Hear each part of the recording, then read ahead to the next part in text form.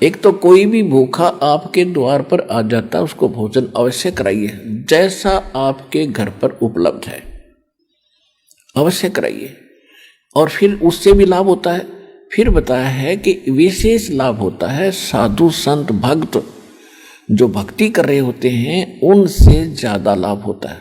किस प्रकार कि जैसे एक तो गाय है दूध नहीं देती और एक गाय दूध वाली है, तो दूध वाली को यदि हम वो बिनौले डालेंगे, दाना डालेंगे, यानी अलग से खुराक होती है, आहार होता है दूध वाली भैंस और गाय का, और एक बगैर दूध वाली होती है, तो उसको वो आहार नहीं दिया जाता जो दूध वाली को दिया जाता है। ये आप समझते हो अच्छी तरह। तो कहने का भाव ये है कि उसका जो आहार है वो भी देना है, क्योंकि वो भी आपकी आवश्यकता है जो दूध नहीं देती। लेकिन जो उसको आहार डालोगे, बिनौले डालोगे या कोई और खल डालोगे दूध वाली को, उससे लाभ ज्यादा होगा, वो लाभ नहीं देगी, वो आपका आने वाले समय में फलेगी। तो इस प्रकार एक आम जनसाधारण को भोजन कराने का, जैसे पहले क्या करते थे कि भी किसी का लड़का हो गया, लड़का उनकी खुशी मनाई, 10 गांव को इकट्ठा कर लिया, एक एक घर से एक एक व्यक्ति बुलाया करते थे। उसने कहा करते भाई 12 गांवों की यज्ञ कर दी जग। तो वो कोई जग नहीं थी, वो कोई यज्ञ नहीं थी, वो तो अपन रोटी सभी खा रहे हैं, स्पेशल बुलाए गए, उनसे कुछ नहीं होता। तो साधु संत भगत को आहार कराया जाता है, वो कई गुना फलता है। अब जैसे आप यहाँ दान करते हो, यहाँ टोटली भक्त आते हैं, चाहे किसी ने नाम नहीं लिया है, वो भी परमात्मा की प्यारी आत्मा है, तभी तो इस दरबार में आया। नहीं तो आगे सामने गजा है, कार में बैठ कर खे देशी की जई कर करने कोई क्यों बन गया, क्या है रही क्या है, फिर पता चलेगा जब तेरी ब्रन माटी होगी क्या है यो यहाँ पर।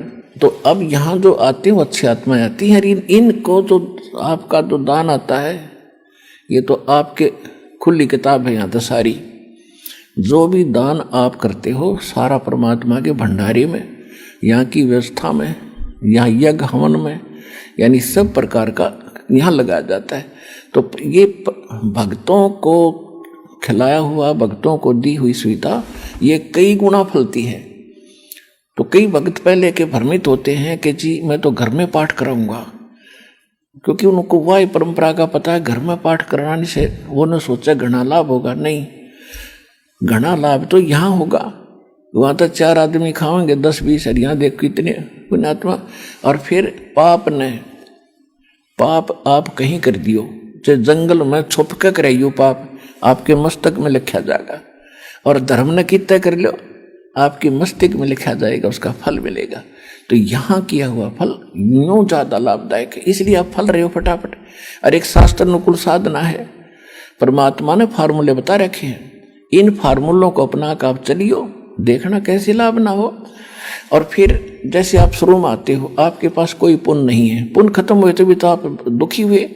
तो पहले परमात्मा की शक्ति सतलोक से आती है, दास के चलता फिरता एक पावर हाउस है भगवान का, और वो फिर आपको आशीर्वाद से चार्ज किया जाता है। फिर आपको विधि बताई जाती है कि अब आप स्वयं अपने पैरों पर खड़े हो, ये साधना करो, कमाई करो, ये तुम्हारा संग्रहित होगा। और जो हम आशीर्वाद देते हैं वो तो आपके कष्ट को हल्का कर देता है और आपको विश्वास बनता है कि हाँ भगवान है। तो फिर ये क्रिया बताई जाती है कि अब डट कर भक्ति है। कबीर साहब ने फार्मूला बताया है कि जिन हर जैसा सुमरिया ताको तैसा लाभ, ओसा प्यास न भाग ही जब लग धसे न आब। कि आप जैसे पहले हम मंगलवार का व्रत रखते थे, 5:15 का प्रसाद बांट दिया, बूंदी लेकर गुलदाना, और वो धर्म हो गया, खाक धर्म हुआ। ये कहते हैं ये तो तुम ओस चाट रहे थे, प्यासे होकर के ओस चाट रहे थे। ओस चाटने से प्यास नहीं बुझेगी, प्यास बुझेगी गट गट गिलास पीवे 2-3, जब पेट भरे तो यहाँ वो गिलास पे आए जाते हैं आपको गट्टा गटे, और पहले आप ओस चाट्या करते थे।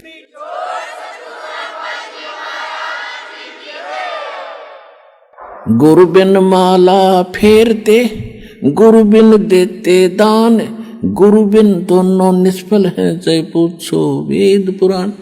इस पृथ्वी पर कोई गुरु नहीं, इस सतलोकाश्रम बरवाला के अतिरिक्त कोई सत्साधना नहीं। तो जहां भी कोई साधना कर रहा है भोला भक्त, वो अपना जीवन नाश कर रहा है। गीता में लिखा कि कुपात्र को दिया हुआ दान कभी नहीं फलता, सुपात्र को दिया हुआ दान तुरंत लाभ देना शुरू कर देता है। तो ये स्थान है, ये दास है वो सुपात्र, और डट कर दान करो और फिर देखना। कबीर साहब कहते हैं, चेड़ी चोंच भर ले गई, नदी न घट्यो नीर, दान दिए धन घटे नहीं, नो कह रे साहिब कबीर। कि दान देने तो धन नहीं घटेगा। कहते मोक्ष चाहिए तो नाम जप, और धन चाहे कर दान, तो दोनों ही चाहिए अपन। तो इसलिए हमने यहाँ सारे ही कर्म करने पड़ेंगे। तो यहाँ 500 यज्ञ करवाई जाती हैं आपसे। एक यज्ञ है धर्म की, दूसरी यज्ञ है ध्यान, और तीसरी यज्ञ हवन की, चौथी यज्ञ प्रणाम, और पांचवी ये तत्व ज्ञान रूपी यज्ञ है। तो ये 500 यज्ञ सतलोक आश्रम बरवाला, जिला हिसार हरियाणा के अतिरिक्त इस पृथ्वी पर नहीं है, 21 ब्रह्मांड में नहीं है। आज मान लियो, चाहे 10 साल पाछे मान लियो, या माननी पड़ेगी आप। और जितना जल्दी मानोगे उतनी आपकी किस्मत जल्दी खुल जाएगी।